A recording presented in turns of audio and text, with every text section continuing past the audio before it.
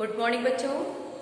आज मैं आपको काव्य खंड से सूरदास के जीवन परिचय के बारे में बताऊंगी। आप ध्यान से देखिएगा, सुनिएगा। और इसके पहले मैं कबीरदास की जीवनी, कबीर की साखी और पदावली आपको पढ़ा चुकी हूँ। और पदावली से संबंधित कुछ प्रश्नोत्तर भी मैंने लिखा है, वो आज आपको मैं भेजूंगी। और बच्चों ध्यान दीजिए, आपको मैं नाटक से जो सूतपुत्र नाटक आपको पढ़ना है, उसमें से जो भी प्रश्न पूछे जाएंगे वो सब कुछ मैं लिख के आपके पास भेज दी हूँ। उसमें प्रथम, द्वितीय, तृतीय, चतुर्थ अंक सिर्फ यही पढ़िएगा। कर्ण का चरित्र चित्रण वो भी मैंने लिखा है। और कहानी भी कथा भारती से सिर्फ 2 पढ़नी है, आकाशदीप और बलिदान, वो भी उद्देश्य मैंने लिख के दे दिया है। बाकी कहानी आप पढ़ लीजिएगा, किसके द्वारा लिखी गई है, उसमें क्या है, उसके मुख्य पात्र क्या है। गद्यकर्ण से भी आपको भारतवर्ष उन्नति कैसे हो सकती है वो पाठ पढ़ाया जा चुका है। उसमें से जो महत्वपूर्ण अंश थे वो आपको बताए गए हैं। कुछ प्रश्नोत्तर है जो लिख के मैं कुछ गद्यांश से वो आपको मैं भेजूंगी। और आपसे रिक्वेस्ट है कि आप भारतेंदु हरिश्चंद्र की जीवनी संक्षिप्त रूप में भली भांति आप तैयार कर लीजिएगा। कबीरदास की जीवनी तैयार कर लीजिएगा। उसमें मुख्य बिंदु उनका जन्म, मृत्यु, साहित्यिक योगदान, उनके जीवन की संक्षिप्त घटनाएं, भाषा शैली, ये निश्चित रूप से आप याद रखिएगा और लिखिएगा, उनकी महत्वपूर्ण रचनाएं। अभी आपको मैं सूरदास का जीवन परिचय बताऊंगी। जैसे आपने कबीरदास को पढ़ा था, कबीर भी भक्ति काल के ही कवि थे, लेकिन भक्ति काल में वो निर्गुण शाखा के कवि थे। वैसे ही ये लिखा है सूरदास सगुण भक्ति शाखा के कवि थे। सूरदास याद रखिएगा, सूरदास सगुण भक्ति शाखा के कवि थे। और सगुण भक्ति को भी 2 भागों में बांटा गया, एक रामाश्रयी, दूसरा कृष्णाश्रयी, जिसमें से सूरदास जी कृष्णाश्रयी शाखा के उपासक थे। कृष्णाश्रयी शाखा के सर्वश्रेष्ठ कवि माने जाते हैं। और अष्टछाप के जो कवि थे, उन अष्टछाप के कवियों में इनका नाम मुख्य रूप से लिया जाता है। इनके लिए कहा भी जाता है कि जयदेव की स्निग्ध पीयूष धारा जो काल की कठिनता से दब गई थी, अवकाश पाते ही मिथिला की अमराइयों में विद्यापति कोकिल कंठ से प्रकट हो ब्रज के करील कुंजों के बीच मुरझाए हुए वनों को सींचने लगी, जिसमें 8 गिड़ाएं श्री कृष्ण का कीर्तन करने लगी, जिसमें सबसे सुरीली और मधुर झंकार अंधे कवि सूर की वाणी थी। उनके बारे में ऐसा कहा जाता है कि कृष्ण की बाल लीला का जो भी वर्णन उन्होंने किया, उसमें सबसे सुरीली और मधुर झंकार अगर किसी की थी तो वो सूरदास की थी। और जो एक तरह से लोग इन्हें जन्मांध कहते हैं कि सूरदास जन्मांध थे, लेकिन आप देखी होंगी कृष्ण की बाल लीला का जैसा सुंदर वर्णन इन्होंने जन्म से अंत तक या इनकी बाल लीलाओं का वर्णन किया, वो एक अंधे कवि के लिए कदापि संभव नहीं हो सकता। इस चीज को देखते हुए, इनकी रचनाओं को देखते हुए कुछ लोग इन्हें जन्मांध होने से भी इनकार करते हैं। अब इनका संक्षिप्त जो मुख्य बिंदु है उस पर ध्यान दीजिए। जीवन परिचय पे कुछ विद्वानों में इनके जन्म संबंध और जन्म स्थान को लेकर काफी मतभेद है, लेकिन जो मुख्य रूप से मान्यता है वो सन 1478 ईस्वी में इनका जन्म हुआ और इनकी मृत्यु सन 1583 ईस्वी में मानी जाती है। और इनकी भाषा, संपूर्ण कविता इनकी ब्रज भाषा में लिखी गई है। ध्यान दीजिएगा, सूरदास ने अपनी संपूर्ण कविता किस भाषा में लिखा है? ब्रज भाषा में लिखा है। और इनकी जो महत्वपूर्ण रचनाएं हैं वो सूरसागर, सूरसारावली और साहित्य लहरी है। सूरसागर सूरदास का महत्वपूर्ण महाकाव्य माना जाता है। तो इस तरह से सन 1478 ईस्वी में इनका जन्म स्वीकार किया गया और कुछ विद्वान इनका जन्म सीही नामक स्थान को मानते हैं। इनके पिता का नाम रामदास था।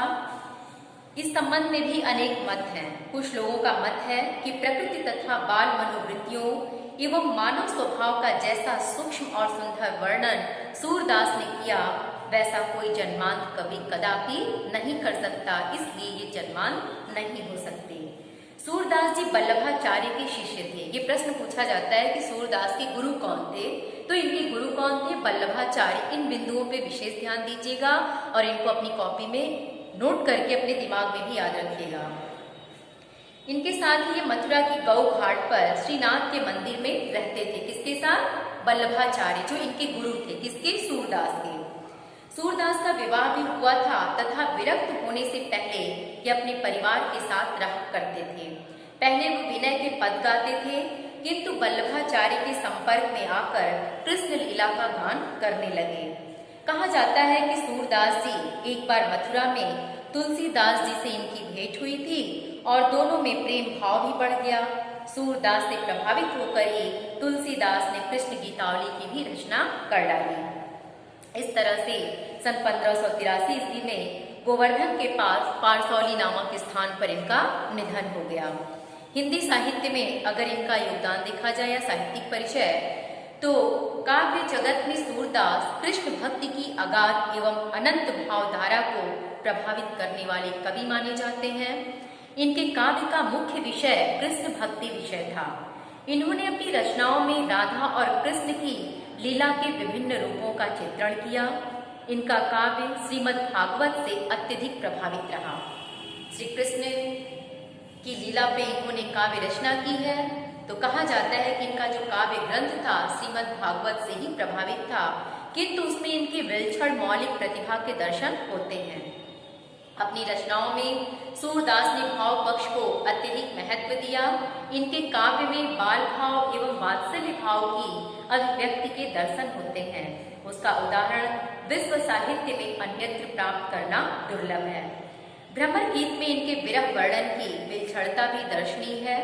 सूरदास के भ्रमर गीत में गोपियों एवं उद्धव के संवाद के माध्यम से प्रेम, विरह, ज्ञान एवं भक्ति का जो अद्भुत भाव प्रकट हुआ है, वह इनकी महान काव्यात्मक प्रतिभा का ही परिचय देता है।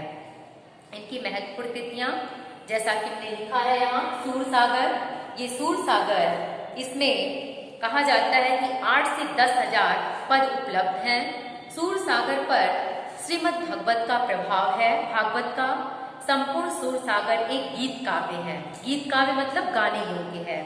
और जो दूसरी रचना है सूरसारावली, ये आपकी अभी तक ये विवादास्पद स्थिति में है, किंतु कथा, वस्तु, भाव, भाषा, शैली और रचना की दृष्टि से निस्संदेह यह सूरदास की प्रामाणिक रचना है, जिसमें 1107 पद हैं। साहित्य लहरी, ये 118 दृष्ट कुट पदों का संग्रह है। साहित्य लहरी में किसी एक विषय की विवेचना नहीं हुई है। इसमें मुख्य रूप से नायिकाओं एवं अलंकारों की विवेचना की गई है। अब इनकी भाषा पे आइए। जैसा कि स्पष्ट रूप से मैंने पहले ही लिख दिया, इनकी भाषा क्या थी? ब्रज भाषा। संपूर्ण कविता इन्होंने ब्रज भाषा में ही लिखी है। सूरदास की भाषा भाव प्रधान, सरल, सुबोध एवं सशक्त है। इनकी शब्द योजना भी सराहनीय है। इनके काव्य में उपमा, रूपक, उत्प्रेक्षा, दृष्टांत आदि अलंकार प्रचुर मात्रा में दिखाई देते हैं। शैली के दृष्टिकोण से इन्होंने विविध शैलियों को अपनाया है। चित्रात्मक शैली, इन्होंने अपने काव्य में शैली का प्रयोग किया है। जिस दृश्य का वर्णन करते हैं उसका एक चित्र सा ये उपस्थित कर देते हैं। वर्णात्मक शैली, सूरदास जी ने वर्णात्मक शैली का भी प्रयोग किया। इसका प्रयोग अधिकांशतः कथा वर्णन में किया गया है। हिंदी साहित्य और जैसा छंद के विषय में देखा जाए तो इन्होंने अपने काव्य में चौपाई, दोहा, रोला, छप्पै, सवैया, धनाक्षरी आदि परंपरागत छंदों का प्रयोग किया है। हिंदी साहित्य में स्थान के दृष्टिकोण से देखा जाए तो महाकवि सूर हिंदी के भक्त कवियों में शिरोमणि माने जाते हैं। जयदेव, चंडीदास, विद्यापति और नामदेव की सरल वाग्धारा के रूप में भक्ति श्रृंगार की जो मंदाकिनी कुछ विशिष्ट सीमाओं में बंधकर प्रवाहित होती आ रही थी, उसे सूर ने जन भाषा में व्यापक धरातल पर अवतरित करके संगीत और माधुरी से मंडित किया। भाषा की दृष्टि से तो ये संस्कृत साहित्य में जो स्थान वाल्मीकि का है, वही ब्रजभाषा के साहित्य में सूर का स्थान है। और हिंदी काव्य जगत में तो ये हिंदी साहित्य के सूर्य ही कहे जाते हैं। तो इस तरह से इनका ये संक्षिप्त जीवन परिचय था बच्चों। आप इसे ध्यानपूर्वक एक बार सुन लीजिएगा, ऐसे ही आपको याद हो जाएगा। और संक्षिप्त जीवन परिचय लिखिएगा। भाषा तो आपको याद ही हो गई होगी। संपूर्ण कविता ब्रजभाषा में है। जो मुख्य 3 रचनाएं हैं सूरसागर, साहित्य लहरी, सूरसारावली, जन्म सन 1478, मृत्यु सन 1510।